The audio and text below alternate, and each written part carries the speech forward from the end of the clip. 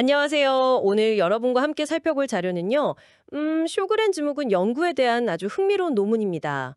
구체적으로 IL-14 알파라는 특정 면역 신호 분자를 좀 과하게 만드는 그런 생지 모델을 사용했는데요. 이 모델에서 나타나는 침샘 염증이 실제 인간 쇼그렌 증후군과 얼마나 유사한지 이걸 아주 깊게 파고든 연구입니다. 아시다시피 쇼그렌 증후군은 자가 면역 질환이죠. 특히 눈물샘이나 침샘 같은 외분비샘에 문제가 생겨서 안구 건조나 구강 건조가 대표적이고요.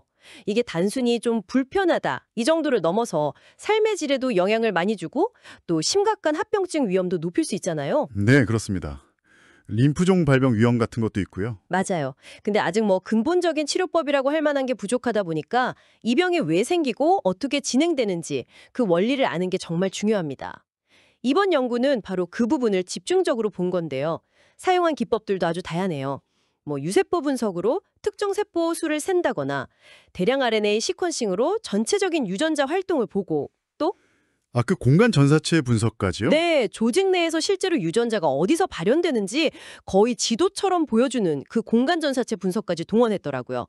자, 그럼 이 생지 모델이랑 실제 환자 사이에 어떤 연결고리가 있는지 한번 같이 살펴보겠습니다. 먼저 연구진이 이 IL-14 알파 과발현 생지 모델, 이걸 IL-14 알파 TG라고 부르던데요.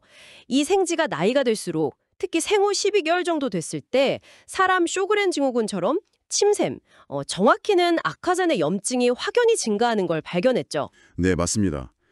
조직을 보면 염증 병수가 뚜렷하게 보이고요. 그 염증 부위를 보니까 여러 면역 세포들이 모여 있었다는 거죠. 어떤 세포들이 좀 특별히 눈에 띄었나요? 여기서 정말 주목할 만한 결과가 나왔는데요. 바로 변연부 B세포, 영어로는 마지널 존 B셀, 줄여서 MGB 세포라고 부르는 것들입니다. 유세포 분석 결과를 보니까 이 특정 B세포 비율이 일반 생쥐, 그러니까 대조군 생쥐에 비해서 이 모델 생쥐 침샘에서 무려 5배나, 그것도 유의미하게 높게 나타났어요. 5배나요? 와. 네.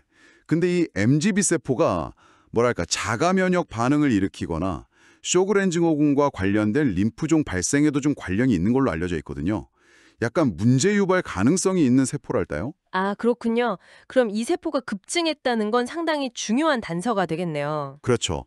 뭔가 병의 진행 과정에 중요한 역할을 할 수 있다는 거죠. 단순히 세포 숫자만 본 게 아니라 유전자 활동 패턴도 비교했죠. 이 모델 생쥐랑 실제 쇼그렌 증후군 환자의 침샘 조직에서요. 그 결과는 어땠나요? 네, 그것도 아주 흥미로웠습니다. 12개월 된 모델 생쥐랑 실제 환자의 침샘 조직, 정확히는 소타엑선 조직인데요. 여기서 공통적으로 변화하는 유전자들, 이걸 GEG라고 부르는데 이걸 비교해봤더니 패턴이 놀라울 만큼 유사했어요. 어떤 패턴이 유사했다는 건가요? 예를 들면 면역 반응, 염증 반응, 바이러스 감염 방어 이런 것들과 관련된 유전자들의 활동 패턴이 양쪽에서 비슷하게 나타난 거죠. 특히 인터페론 반응 관련 유전자들이 공통적으로 증가하는 경향이 뚜렷했고요. 아, 인터페론이라면 대표적인 면역 신호 물질이잖아요. 맞습니다. 그러니까 이 생쥐 모델이 단순히 염증 모형만 비슷한 게 아니라 분자 수준에서도 인간 질병과 상당히 유사하다는 걸 보여주는 강력한 증거가 되는 거죠. 근데 여기서 더 나아가서 유전자 활동량을 전체적으로 보는 걸 넘어서 그 염증이 실제로 일어나는 현장에서는 어떤 일이 벌어지는지 그 공간 전사체 분석 결과가 저는 특히 인상 깊었습니다. 이 모델에서는 처음 시도된 분석이라고 하던데요. 네, 맞아요. 쇼그렌 증후군 생쥐 모델의 악화선에서는 아마 처음일 겁니다. 이 분석법의 강점은 조직 슬라이드 위에서 유전자 발현 지도를 그리는 거라고 생각하시면 돼요. 염증 부위 안에서 B세포 표주 유전자, T세포 표주 유전자, 대식세포 표주 유전자 이런 것들이 어디에 주로 분포하는지 시각적으로 딱 보여주거든요. 오, 신기하네요. 그렇죠. 근데 여기서 특히 흥미로운 발견은 그 만성염증 환경에서 잘 나타나는 특정 구조들과 관련된 유전자들이에요. 예를 들어서 B세포가 막 활발하게 증식하고 성숙하는 장소인 배중심, 영어로 Germinal Center, GC라고 하죠.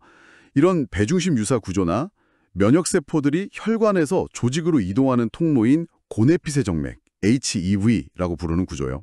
이런 구조 형성과 관련된 유전자들, LTV나 CXCL13, 글리캠1 같은 것들이 이 모델 생쥐의 염증 부위에서 뚜렷하게 발현되고 있었다는 겁니다. 아, 그러니까 염증을 계속 유지하고 악화시키는 그런 환경이 만들어지고 있다는 거군요. 네, 그렇죠. 마치 염증 반응을 위한 작전본부나 보급로 같은 게 조직 내에 생겨나는 거죠.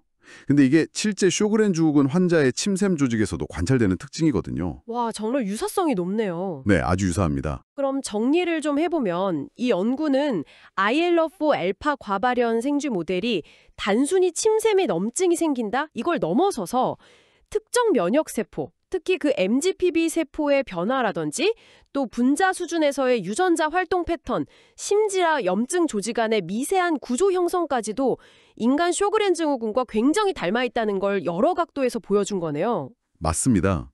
다각도로 검증을 한 거죠. 네, 특히 그 공간 전사체 분석은 병이 진행되는 과정을 훨씬 입체적으로 이야기해 주는 것 같아요.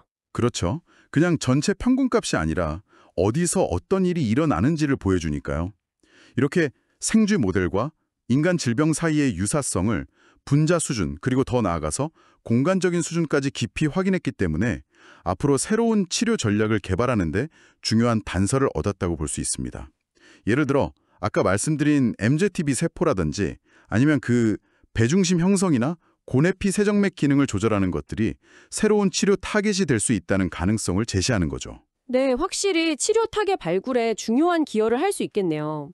물론 연구진도 인정을 하고 있지만 아직 풀어야 할 숙제도 좀 남아있는 것 같습니다. 특히 노화, 그러니까 나이가 드는 과정 자체만으로도 몸에 어느 정도 염증 반응이 생길 수 있잖아요. 네, 그렇죠. 노화 관련 염증, 인플라메이징이란 것도 하죠. 네, 근데 이 노화에 따른 자연스러운 변화와 쇼그렌 증후군이라는 질병 때문에 생기는 특이적인 염증 변화를 명확하게 구분해내는 게 여전히 좀 어렵다는 거죠. 맞습니다. 이게 쇼그렌 증후군이 주로 중년 이후 여성에게서 많이 진단된다는 점을 생각하면 더 복잡한 문제예요. 연구에서도 실제 환자군이랑 건강대조군 사이에 나이 차이가 좀 있었다고 언급했고요. 네, 그 부분은 해석에 좀 주의가 필요한 부분입니다. 노화라는 변수를 어떻게 잘 통제하고 분리해서 볼 것인가, 이게 앞으로 중요한 과제 중 하나죠. 그렇다면 마지막으로 이런 질문을 한번 던져볼 수 있을 것 같아요. 쇼그렌 증후군처럼 천천히 진행되는 만성 자가면역 질환을 우리가 더 잘 이해하고 또 효과적인 치료법을 개발하려면 우리가 나이가 들면서 겪게 되는 그런 자연스러운 신체 변화와 질병 자체의 고유한 병리적 변화 사이의 경계를 어떻게 더 명확하게 그릴 수 있을까요? 그리고 각각에 맞는 접근법을 어떻게 찾아낼 수 있을까요? 이 질문에 대해서 한번 깊이 생각해 보시는 것도 좋을 것 같습니다. 오늘 탐구는 여기까지입니다.